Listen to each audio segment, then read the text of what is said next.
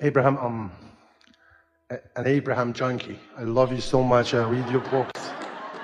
I even found your two books that are out of print, which is The New Beginning, number 1 and 2. We can hear a big butt coming on. Can you? No but. And I'm really, really enjoying them. I made up a statement for myself. Attention is invitation, based on your teachings. So I don't want to pay attention to the disconnected fools. And I know the reason terrorism, all these violences continuing to come back again and again is because the world is paying attention to them and bringing up the vibration of it. So what are we supposed to do with disconnected fools who want to kill us? Where to begin? Do you accept that out of contrast comes desire? And so does it follow that more peaceful world comes from a world of turmoil? So you're not an advocate of releasing contrast. You acknowledged that we are salesmen of contrast. And the reason that we are is because we know that the variety is what causes new desire to be born. And so we know that you're not advocating a removing of contrast. Therefore, you must be an acceptor of differences of opinion, of everyone getting to choose their point of view. We know that it's not their differing opinions that you are railing against. It's the momentum that they have gathered in their pushing against. Anyone who finds their own power and who is in alignment with it is not seeking power over others because they've already found their ultimate alignment. And so the only way that your world will ever soften and have fewer of those who are in their fear and in their desperation railing out in defiance against those who they believe sincerely are oppressing them is for their feeling of oppression to go away. And so when you fight terrorism with terrorism, you don't cause oppression to go away. In other words, it's the soothing of others that is required, not the containment of them. That just causes them to find yet another way and another way and another way. And so our friend earlier asked, what is my purpose for this life? And we want to say that none of you have been sent to write something so big as that. In fact, none of you are here by your own commission to be here in order to get anybody else to stop or cease doing anything. You're here as advocates of what you want. And we know it is a hard thing to hear, but it is in the advocation of what you do want that becomes your world, not in the pushing against of what you do not want. You just cannot get around it, that this is a world based upon inclusion. It's an attraction-based universe. So when you look at something wanted and you say yes to it, you include it in your vibration. When you look at something and shout no at it, you include it in your vibration. And as much as it sometimes seems like a good idea, you don't get to choose what other people get to say yes or no to. But we will say that so many people are getting so much that they don't want as they're shouting no at it. And certainly terrorism is an exaggerated, advanced form of that. But what are you going to do about it? You can't offer the vibration for them, and you can't contain their vibration, nor should you try. Because when you try to stop somebody from doing something that you don't want, you become a terrorist too.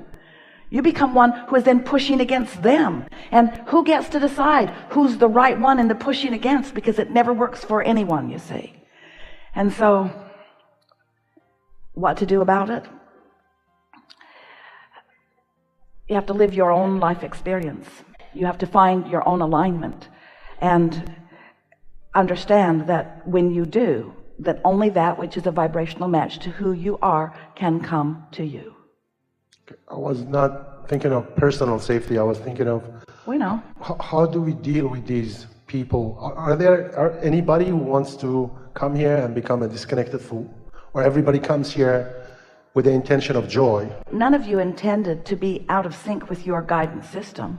How do you reach the place of wanting to be in sync with your guidance system if you've never had the discomfort of being out of sync with it? In other words, it's all part of the same thing, isn't it? What this conversation is really about is, once you come to remember how this universe all fits together, and once you have shown yourself what alignment feels like and what not alignment feels like, and you seek to be in alignment because it feels good and because it brings you your clarity and your appreciation and all that you seek, once you have come to that personal awareness of how that all fits together, then there is not anything more. But look how many come into these physical experiences. Look how many, even as you are listening to us here, find yourself often willing to experience, to tolerate, to endure negative emotion.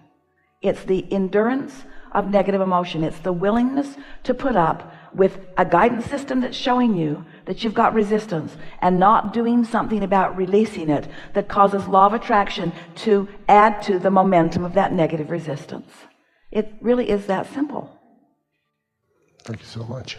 So your question is not even so specific about what to do about a terrorist or a group of terrorists, is wanting to understand why they would exist at all. And we want to say, why would you endure negative emotion? Why do you endure doubt? Why do you endure fear? What's the answer to that? Are you ever afraid? Are you afraid of terrorists? No. Why would anybody endure it? We think it's because you don't think you have a choice. We think it's because you really believe that what they're doing is the reason that you feel this way. And so since you believe that what they're doing is the reason that, whether it's a terrorist or whether it's a 2-year-old terrorist, in other words, you believe that what they're doing is the reason that you feel this way, that's the thing that you have to come to terms with, because it's not what anyone else is doing that is causing you to feel this way. It's what you're not doing that is causing you to feel this way. It's your absence of alignment that is causing you to feel that vulnerability, you see. And so there is not an easy answer to so many of the struggles that your world is experiencing.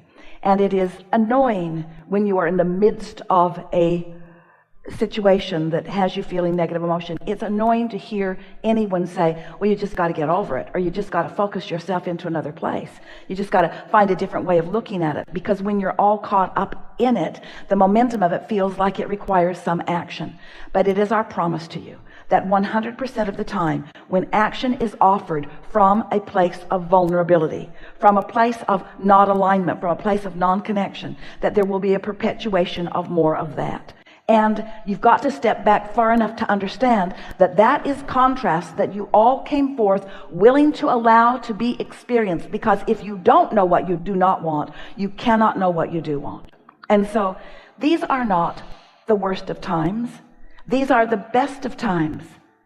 They are also the worst of times. It's interesting that the worst of times and the best of times are all happening at the same time, because the contrast, whatever it is, in other words, if there can be unspeakable joy, there has to be the room for unspeakable pain. In other words, it's different ends of the same vibrational wave. You see what we're getting at? You just have to decide what end of the stick you're going to set your tuner to. So what we wish for you is that you would not fight against contrast or variety, but instead accept it as the buffet that it is, from which you get to choose. And we wish for you that you are able to find your own autonomy, that you come to understand that what the path of least resistance means is it's not peace all around the world. It's not the changing of a condition so that you can have a better feeling response to the condition. It's an unconditional love. It's not needing the condition to change, because that's what gets you into war to begin with. That's what provokes terrorism to begin with. The belief that this condition is depriving me of something, therefore that condition has to change. That condition that isn't any of my business has to change in order for me to feel better. Eventually, that condition will come so close to you, you will believe it is part of your business. But it doesn't need to be part of your business. You bring it to you by your attention to it, you see. So what unconditional alignment is, what unconditional love is, it's finding the frequency of something without needing the condition to change. This is really what we're leading you to understand in all of this. When someone is in your experience and they're behaving just the way you want them to behave in order for you to feel good at all times, you're living a very conditional love, which means you're going to be in great trouble when you get out into the world where everyone's not catering to you the way this one person has been catering to you. Because if you need the conditions to line up so that you can feel good, you're going to be in a lot of trouble with yourself right away, because there are other people that are doing other things based upon things that are important to them, not things that are important to you. But when you discover that you have the ability under all conditions to find a vibrational frequency that puts you into alignment, now you are truly free. That's the freedom that you are really looking for, not a world that is the same. Do you see how hard you fight against being the same? There's a lady out there with pink hair. Esther's good friend and employee. Pink hair. Ridiculous. Really lovely in every way. But what we are getting at is, when you need conditions to be exactly the way you think you need them to be, you are bound, because now you are in this place of needing to control the conditions. And it's the belief that you must control conditions that is at the heart of all of that dysfunction. So let's talk about this vibration that is all that you want, and it's all that you've become. It's the vortex version of you. It's infinite intelligence. It's guidance that's being offered to you. It's clarity about everything that matters to you. Everything that matters to you. And so it's being offered to you, and now you're tuned in, tapped in, turned on. Maybe you meditated, maybe you went to the beach. Doesn't matter. You found vibrational alignment in some way. Now the ideas begin to occur to you, and as the idea occurs to you and you feel the emotion of it, you begin the translation of that knowledge, of that already accomplishment, of that expansion, of that evolution. You begin to translate it into your experience. So the first thing that happens is you have a thought and an emotion that comes. That's still unconditional. In other words, it's not the manifestation, it's a thought and a feeling, and it's unconditional, and it's alignment, and that's unconditional. But so many believe that they've got to have all of it translated. It has to come all the way over into the see it, hear it, smell it, taste, and touch it. Everybody needs to be doing what they need them to do, or living the way they need them to live. How are you ever going to decide what that is? Do you know how diverse you are? Do you know that you were born from consciousness that is seeking diversity for the purpose of balance? Do you know that diversity is inherent in balance? That you know that contrast is inherent in balance? And so once you begin personally, individually putting it together, and you begin to acknowledge that, hey, I don't need this section of the world, or that body of the world, or that religion, or that political persuasion, or the person that I'm living with. I don't need any of that to be different in order for me to have love, because I have learned how to have unconditional love. I have learned how to see the world through the eyes of Source. And in unconditional love, it is our promise to you that you will be free, and that then the conditions that surround you will be translated into your picture of what you are wanting. But you got to get loose of needing everyone else to change.